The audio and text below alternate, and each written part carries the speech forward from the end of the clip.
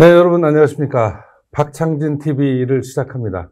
오늘 그 첫 시간, 그리고 처음 준비하는 시간 함께하고 있습니다. 저는 땡목 박승목이라고 합니다. 저는 기독교 대한감리교 소속의 목사이고 태백에 있는 하사미 교회를 담임하고 있는 목사입니다. 오늘 특별히 우리 박창진 대표와, 이제 대표라고 하면 안 되죠. 박창진 민주당 부대변인과 함께 이 프로그램을 시작하려고 합니다. 여러분 많이 기억해 주시고 많이 사랑해 주시길 부탁드리겠습니다. 오늘 메인 초대 손님, 초대 손님이 아니라 진행은 제가 하고 이제 우리 메인 초대 손님, 우리 박창진 부대변인 여러분 소개하겠습니다. 네, 반갑습니다. 그동안 을들의 연대 대표로 여러분에게 소개해왔던, 지금은 더불어민주당 부대변인을 맡고 있는 박창진입니다. 잘 부탁드리겠습니다. 예. 아마 이걸 보시는 분은 처음 뜨아하셨을 것 같은데요? 그래요? 네. 어떤 면에서 뜨아했을까요? 박창진 그러면 정의당. 정의당 부대표. 정의당과. 부대표, 대변인, 기타 등등. 네. 오직 정의당으로 이렇게 기억되는 분들이 많을 텐데, 참, 그게 좀 의아하죠? 아니, 실제로 현장에서 만나는 분들이 왜 아직도 정의당 다니냐, 이렇게 하시는 분들도 계시고, 우리 박 부대변인도 그거 분명히 알고 있잖아요. 일단 제가 이번 2024년 더불어민주당 비례연합 후보로 출마를 했었고요. 물론 이제 제가 경선에서 떨어져서 최종에는 선발되지 못했지만 했고, 바로 더불어민주당에 복당을 해서 그 이전에 제가 민주당 당원이었습니다. 네. 오랫동안.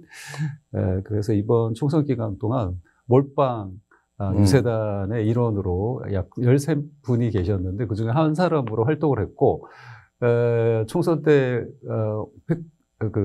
주목할 만한 활동을 했다라고 해서 포상 1급을 받는 그런 활동을 했는데 아마 모르시는 것 같고요. 정의당하고는 이미 돌아올 수 없는 다리를 건넜고 다리를 불살르고 왔고 이제 횟수로 3년째 된 상황인데, 워낙 이제 제가 처음 정치 활동을 시작했다 보니까 거기에 대한 이미지가 많이 각인돼 있으신 게 아닌가라는 생각이 듭니다.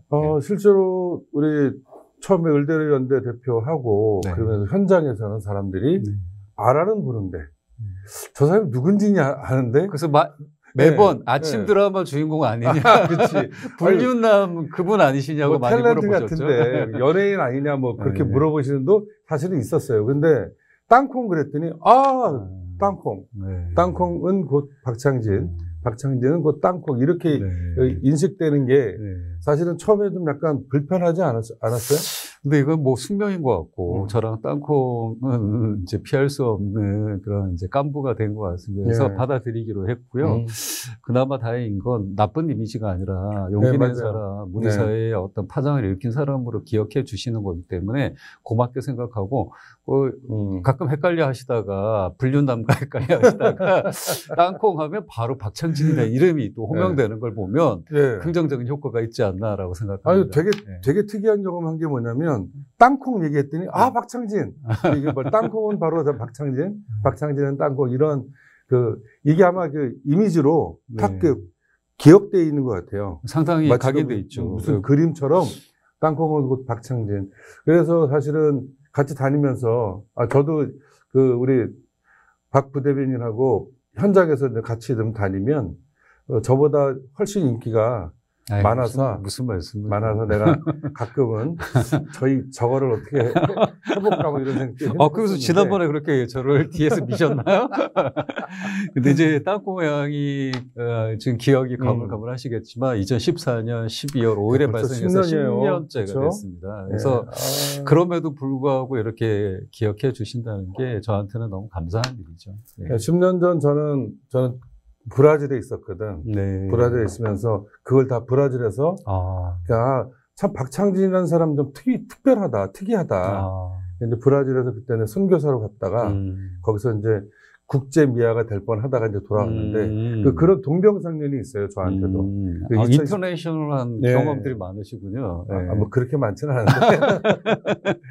자, 근데 그 요즘 뭐 아까 이제 제가 그런 얘기 말씀드렸지만 현장에 자주 나오잖아요. 네. 사실은 그렇게 그 현장에 뛰는 게 녹록치 않잖아요. 네네. 그런데도 현장에 나와서 아주 그 칼바람 맞으면서 그 사람들하고 이야기하고 또 그래서 사람들이 많이 또 사랑해주고 다시 이제 박창진이라는 이름을 호명하고 호출하는데 저는 굉장히 좋다. 감사합니다. 그래서 앞으로 좀 그 나름대로 네. 이제 뭐 민주당 부대변인까지 됐는데 네. 이제 앞으로 좀 어떻게 좀 진행을 어떻게 살아갈 건지 네네. 그리고 어떻게 좀 무엇을 위해서 살아갈 건지 이런 얘기 좀 한번 해주고 그다음에 지금 네. 뭐 오늘 날짜로 여러 가지 지금 이게 내란 국면이 계속 지속되고 있는데 이런 것에 대한 뭐 소회 이런 것 좀 한번 이야기 좀 자연스럽게 해주시기 좀 부탁드리겠습니다.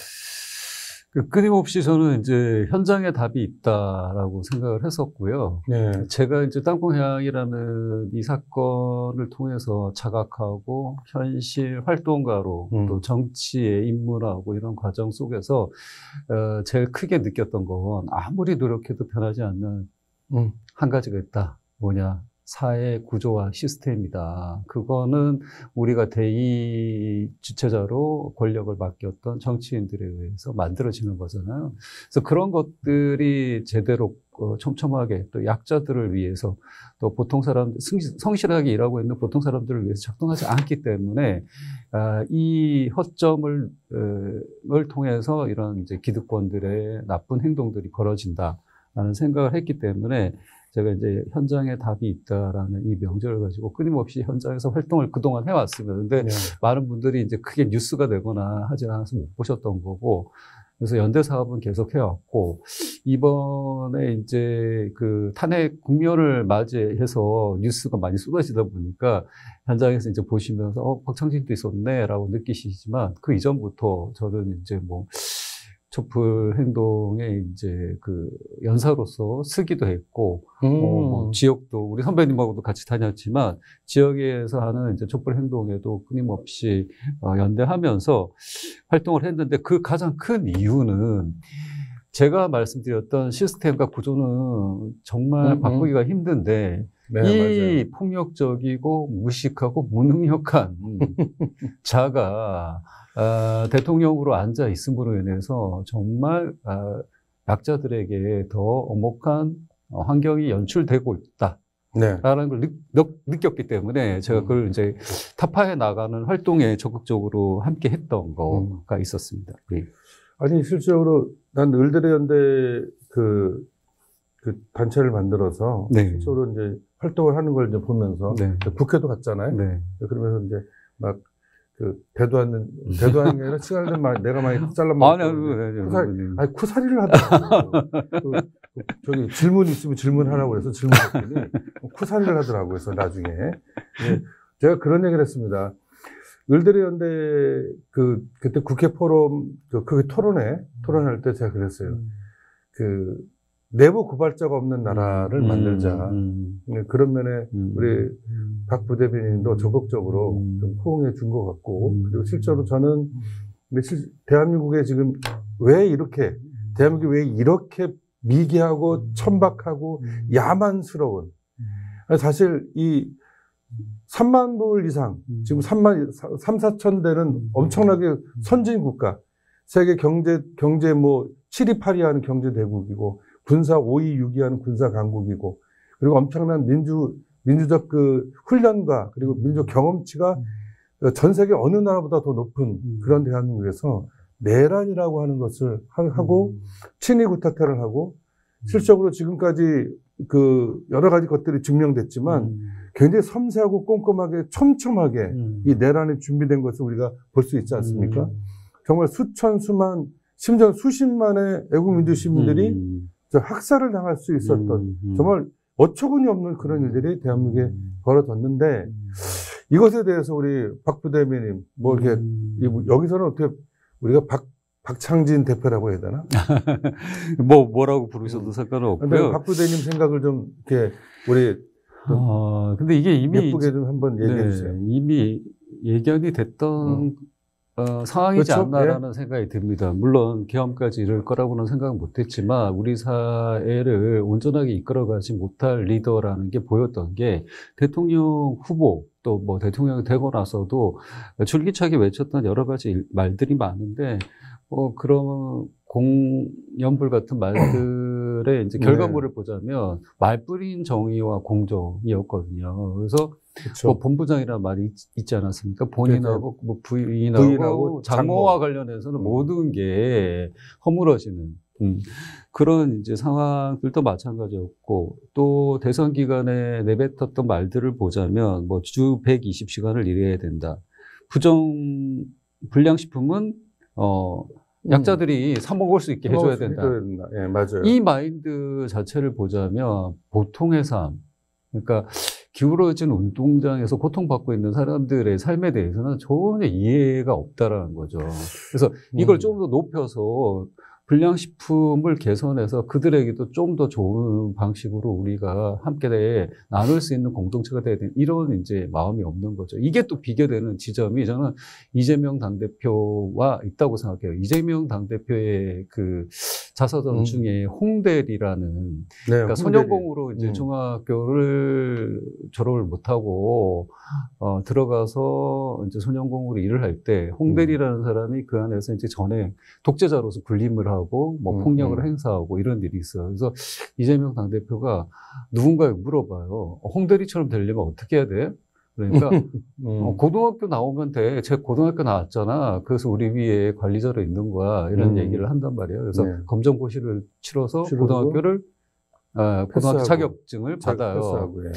그런데도 상황이 안 변해요. 그래서 뭐라고 느끼냐면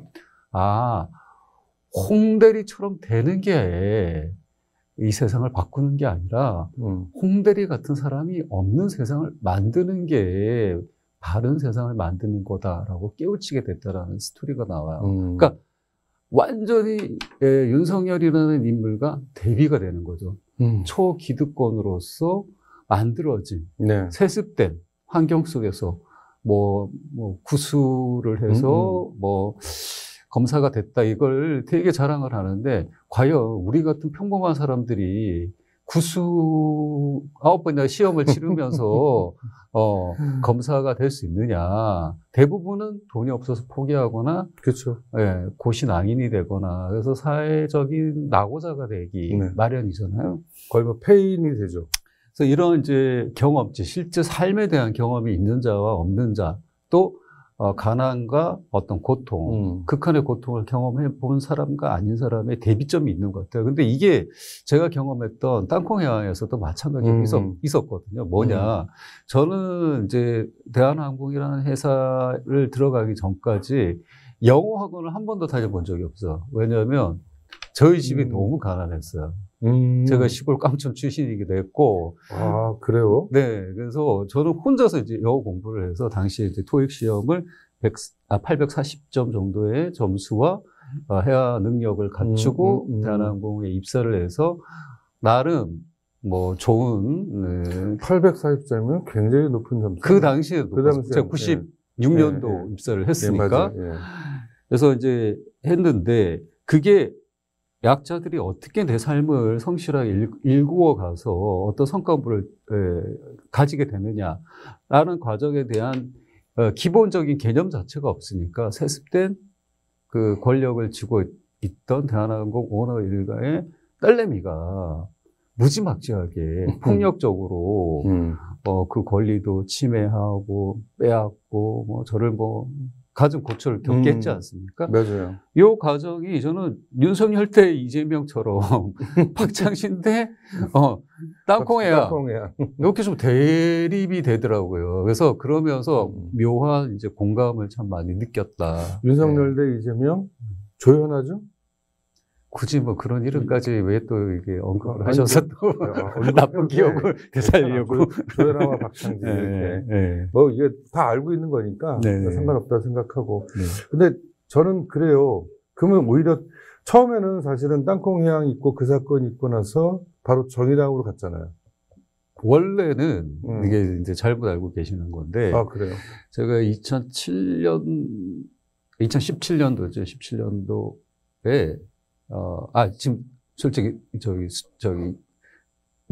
연수가 헷갈리긴 한데, 아까 말씀드린 것처럼 이제 제가 대한항공이라는 거대 권력하고, 개인 노동자, 그렇죠. 홀로 서 있는 노동자로서 이제 대척점에서 이렇게 싸움을 하기 시작했을 때, 우리 사회 구조나 이제 시스템이 약자의 삶을 자동적으로 보존해주지 않는다는 걸 이제 제가 깨닫게 됐고, 그래서 이제 투쟁가의 삶을 살게 되면서, 그렇다면 아까도 말씀드린 것처럼, 결국 이거는 정치가 제대로 된 역할을 해야지만, 맞아요. 예, 그 다 법률과 이런 조례와 법령에 의해서 나오는 거잖아요. 그게 제대로 돼 있다 그러면 이런 갑질이나 폭력이나 노동권 침해나 인권 탄압이나 이런 게 안 일어날 텐데 나는 이제 확장이 되면서 제가 이제 정치에 관심을 가지기 시작했고 그러면 진보 정치가 어디 있느냐 그래서 민주당,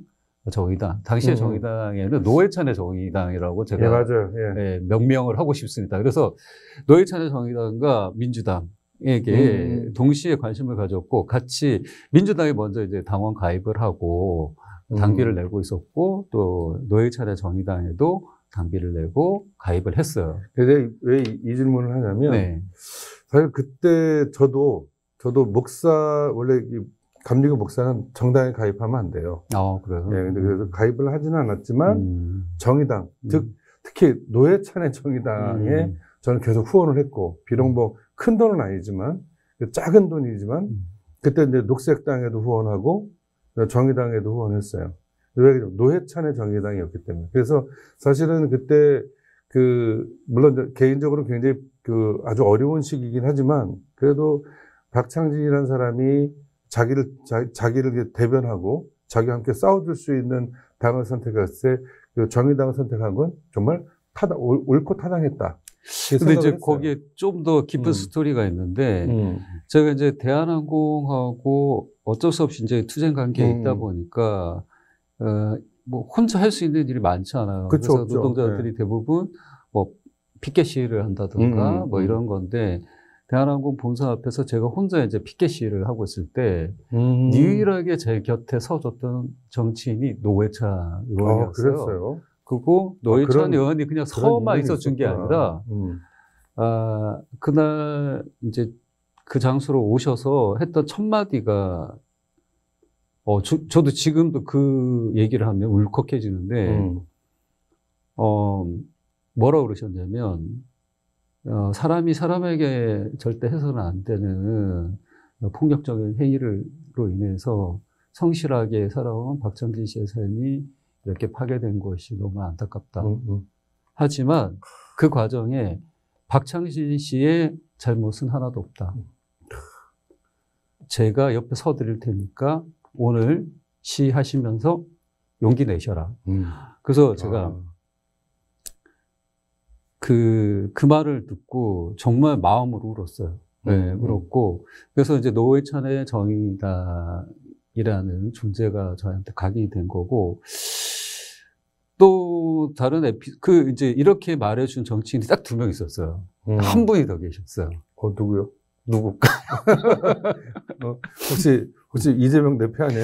이재명 대표님하고 저하고는 인연은 없는데 2016년도에 그냥 그 탄핵 국면에 촛불광장에서 제가 이제 지나가다가 기념사진 한 찍자 해서 한번 찍었던 적이 있고 말을 나눠본 적은 없는데 2022년 이제 대선 국면에 대선 후보들이 다 모이는 어떤 행사 자리가 있었어요. 거기 제가 우연찮게 그 자리에 이제 있게 됐는데 이재명 당대표가 여러 사람이 있는데 제일 먼저 제가 있는 쪽에 와서 인사를 건네더라고요. 그래서 이분이 나를 아시나? 그때는 민주당 당원도 아니었고 그랬기 때문에 물론 이전에 이제 당원이었지만 그래서 했는데 이재명 당대표님이 하셨던 말씀이 이런 자리에서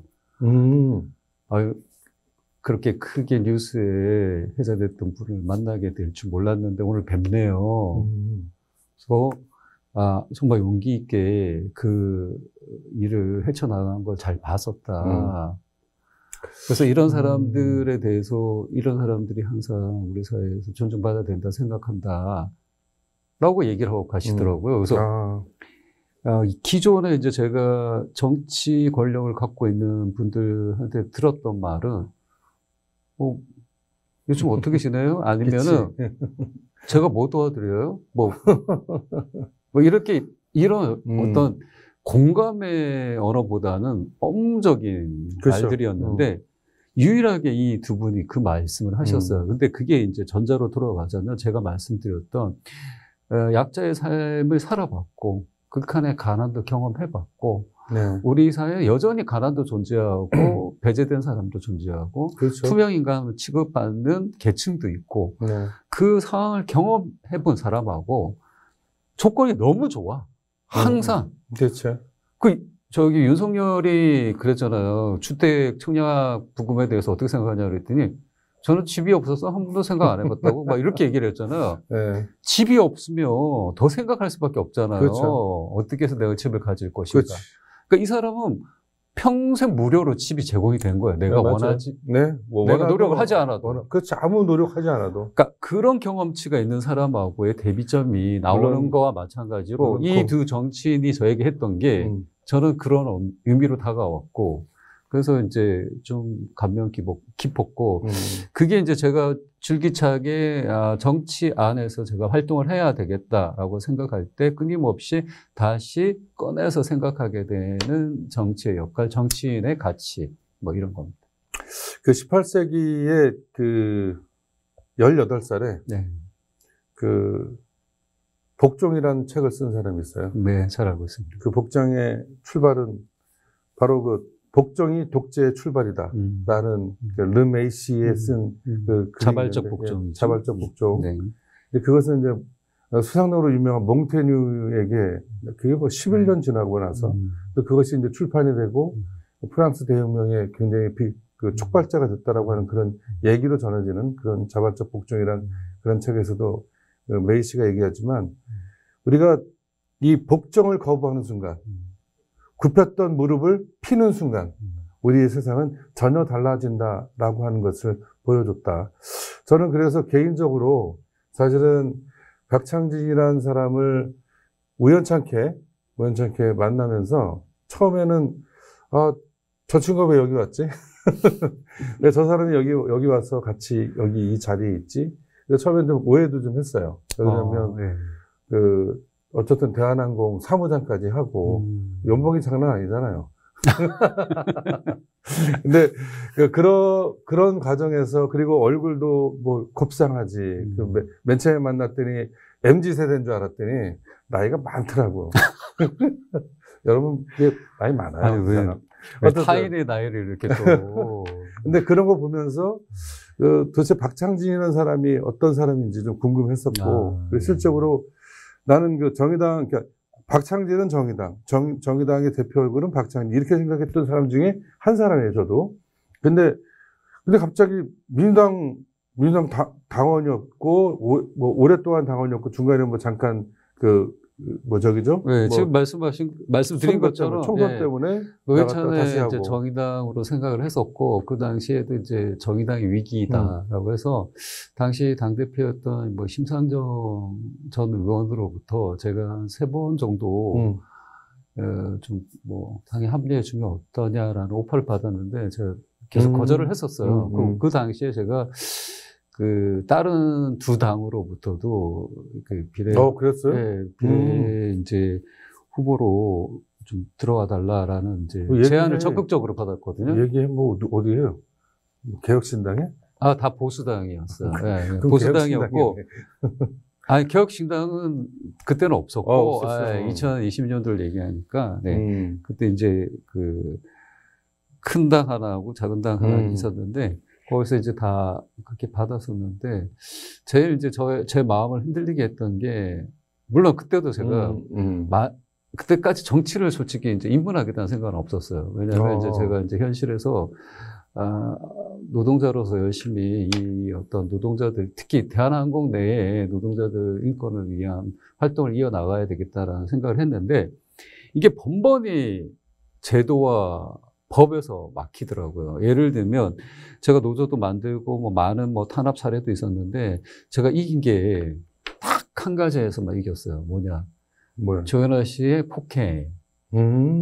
그것도 이제 4년에 거쳐서 공방을 벌이다가, 그들이 이제 자충수를 더 갖고, 본인들이 이제 밑에 있는 뭐, 직원들, 뭐, 그런 집에서 일하시는 분들, 또 뭐, 조현아 씨의 배우자 이런 사람들이 동영상, 뭐 폭행 내역, 음성 이런 걸 꺼내놓는 바람에 바뀌었지.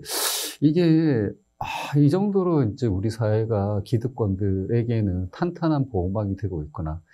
허울 좋은 제도밖에 없구나. 뭐 이런 거였거든요. 그래서 그 과정에서 그렇다 그러면 한번 용기를 내볼까라고 생각해서 하던 찰나에 이제 노회찬이라는 이 명제가 저를 좀, 이렇게 선택할 수 없게 이제 만들었고, 아마 그때 민주당 쪽에서 적극적인 오퍼가 있었으면 제가 해봤을 텐데, 그때는 없었고, 네, 그랬습니다.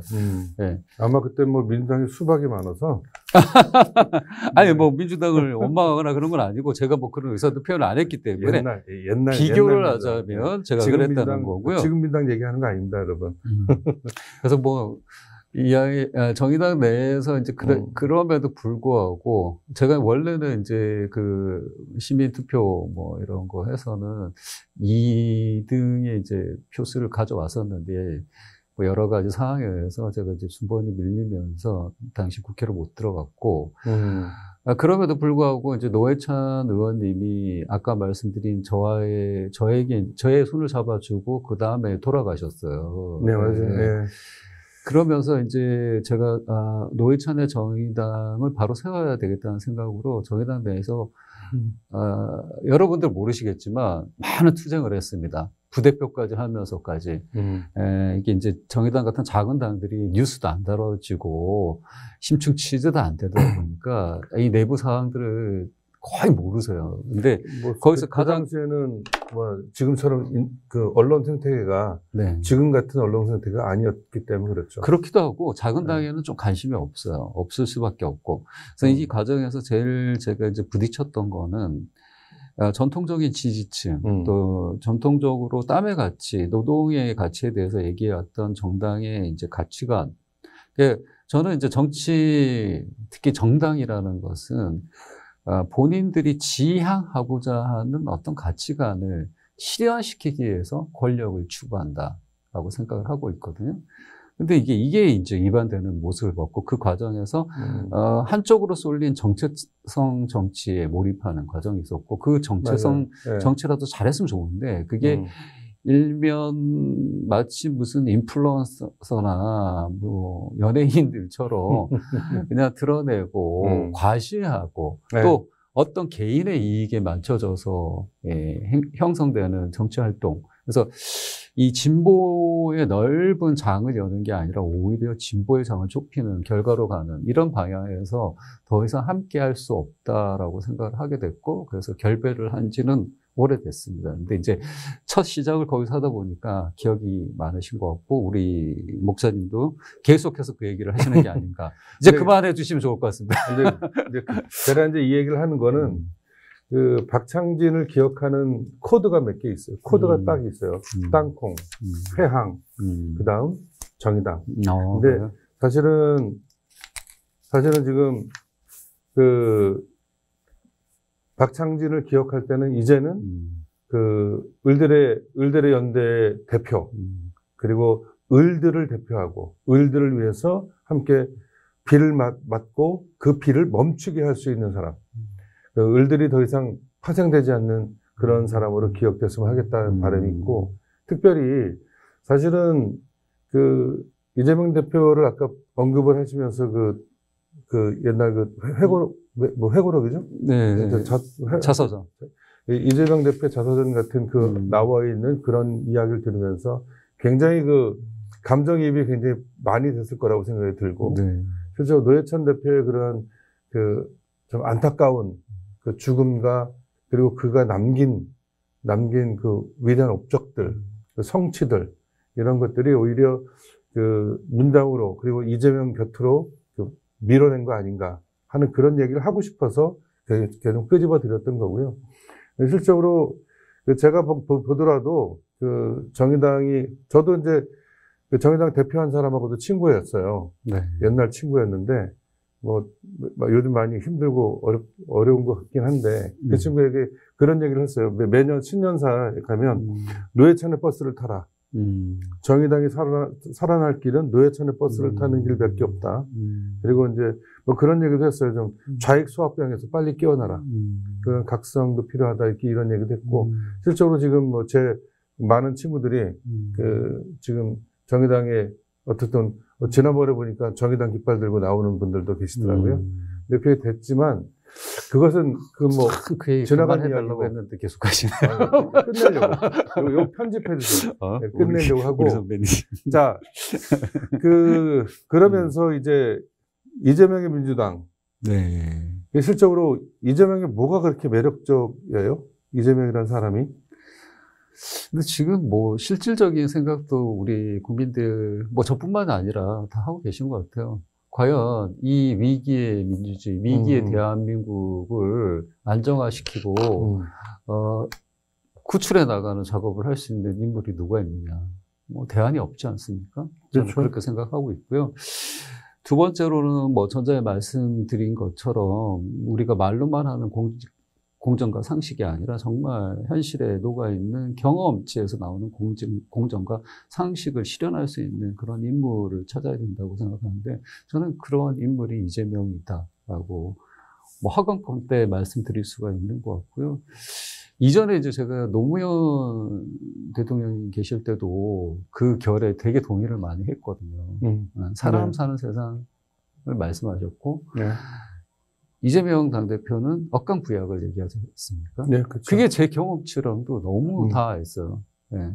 정말 강자들을 보호하기 보호막은 너무 많아요. 그렇죠. 근데 그걸 또 보호해주겠다고 해요. 네. 또 뭐, 우리 사회의 엘리트로 살아가시는 분들. 그게 지금 뭐, 계엄령을 선포한 윤석열 같은 인물들이 그런 이제,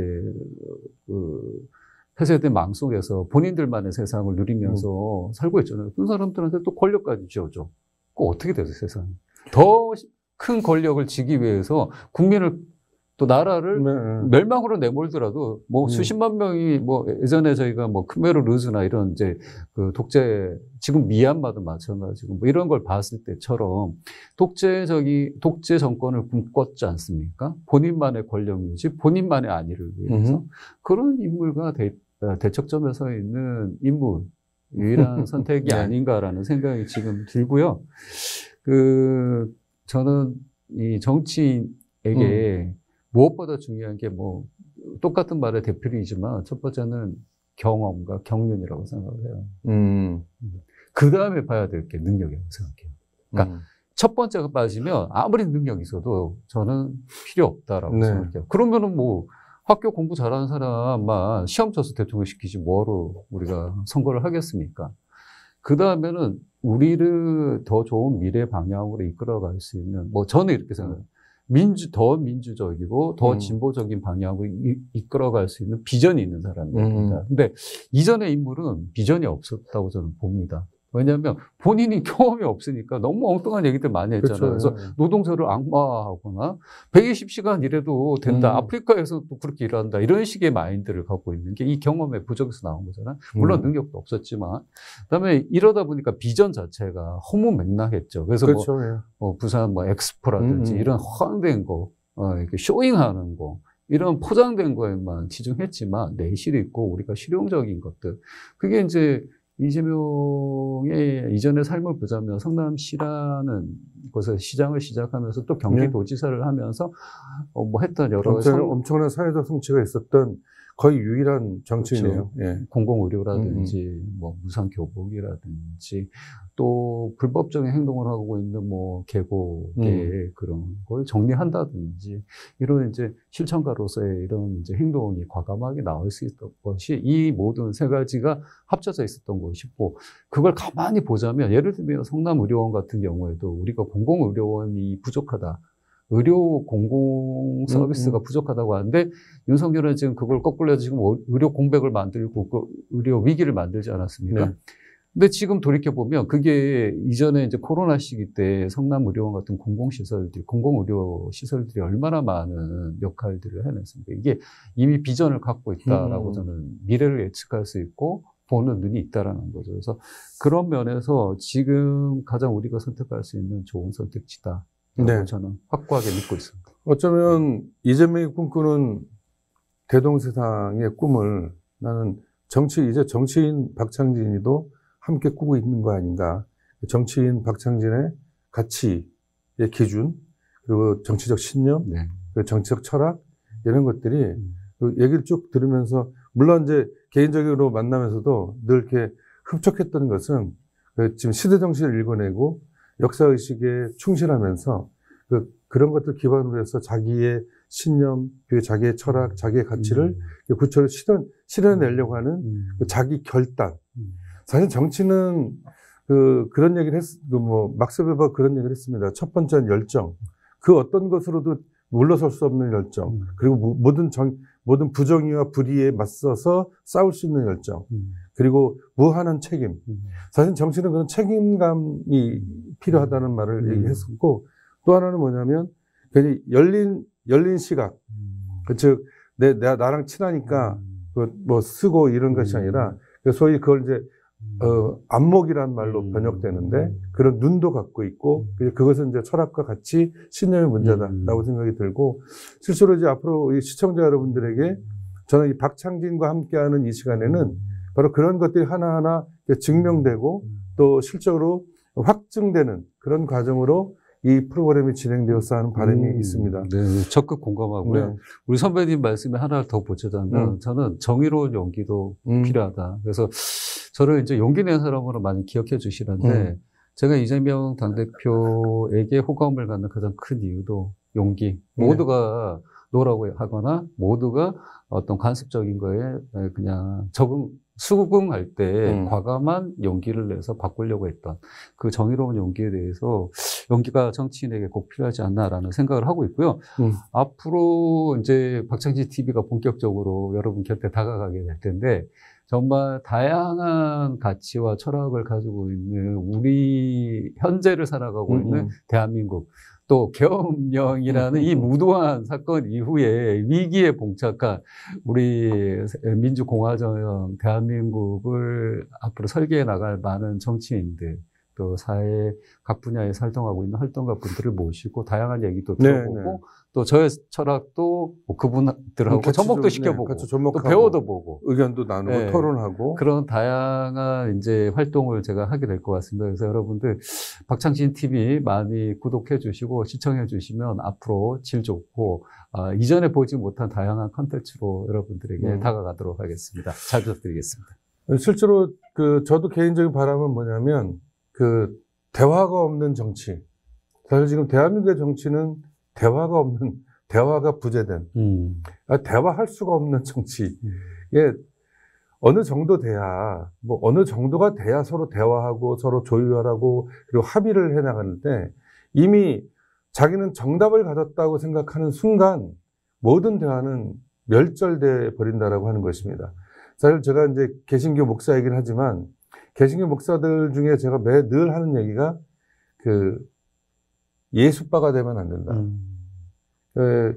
예수빠가 아니라 예수를 비평할 수 있어야 되고 2000년 전에 했던 이야기를 왜 21세기에 30년, 40년에 했던 이야기를 2100년, 지금 2024년, 2000년이 넘은 오늘에 그 얘기를 똑같이 반복하고 있다. 그건 해석의 문제이고 실적으로 컨텍스트, 지금 오늘 우리가 살고 있는 이 현장의 문제다. 이 현장을 제대로 읽어낼 필요가 있다. 그런 면에서 그 현장에서 늘 뛰고, 현장에서 늘 보여지고, 또 현장에서 자기를 늘 증명하는 우리 박창진이란 정치인을 저는 여러분 적극적으로 좀 여러분이 지지하고 격려해 주시고, 또 호응해 주시고, 그리고 이제 박창진 TV, 곁다리로 땡목 박승목 TV도 여러분이 함께 들어와 주셔서 함께 해주시고 정치와 사회 문제는 우리 박창진 TV와 함께 해주시고, 종교와 사회 문제, 그 문제는 땡복 박승복 TV에서 함께 해주시면 좋겠다. 곁다리로 이렇게. 네. 아직 뭐 역시 우리 선배님 경륜이 나오시네요. 뭔가 수완도 나오시고. 네, 제가 이제 마지막으로 한 말씀 드리자면 우리 선배님 하신 말씀하고 이어지는데요. 이번 윤석열의 이 폭력적인 계엄 사태를 보면서 우리가 과연 과거로 회귀할 것인가, 미래로 전진해 나갈 것인가라는 명제를 또 던진 면이 있는 것 같습니다. 과거를 꿈꿨던 거죠, 윤석열은. 그렇죠. 그렇지만 우리 민주 시민들은 전혀 그렇지 않다. 과거로의 회귀가 아니라 더 나아가는 진보하는 미래를 꿈꾸고 있다라고 생각합니다. 그래서 여러분들과 함께 진보해 나가는 민주주의의 미래를 꿈꿔볼 수 있는 그런 방송들을, 또 컨텐츠를 만들어 가려고 합니다. 그래서 박창진 TV 앞으로 곧 시작하게 될 텐데 여러분들 많이 구독해 주시고 시청해 주시면 더 질 좋고 또 여러분들에게 교감할 수 있는, 여러분이 공감할 수 있는 그런 방송이 되지 않을까 생각합니다. 네, 그런 말이 있습니다. 비전은 보이지 않는 것을 보게 하는 것이고, 비전은 확실한 것이고, 그리고 비전은 무엇보다 매력적인 것이라고 얘기했습니다. 정치인 박창진의 비전, 그것은 여러분이 그것을 보게 될 것이고, 그리고 박창진의 비전은 여러분이 그 비전을 통해서 확실함을 얻을 것이고, 또 하나는 박창진의 정치적 미래 비전은 굉장히 매력적일 것이다라고 전 말씀드리고 싶습니다. 그 자리에 여러분을 기꺼이 초대합니다. 여러분이 이 초대장을 받으시고 기꺼이 함께 해주시고 함께 호흡을 해주시면 더 큰, 그리고 더 좋은, 그리고 더 풍성한 그 시간으로 채워나가도록 하겠습니다. 여러분 어떠셨습니까? 계속 보고 싶으시죠? 다음에 박창진 TV 함께 날라오시면 구독, 좋아요, 알림 설정 해주셔서 함께 실시간으로도 그리고 생방송으로도 함께 해주시길 요청드리고 부탁드리겠습니다. 자, 뭐 됐죠? 네네. 인사하고 같이 네. 인사하고 우리 다음에 꼭 뵙겠습니다. 여러분 사랑합니다. 감사합니다. 네, 고맙습니다.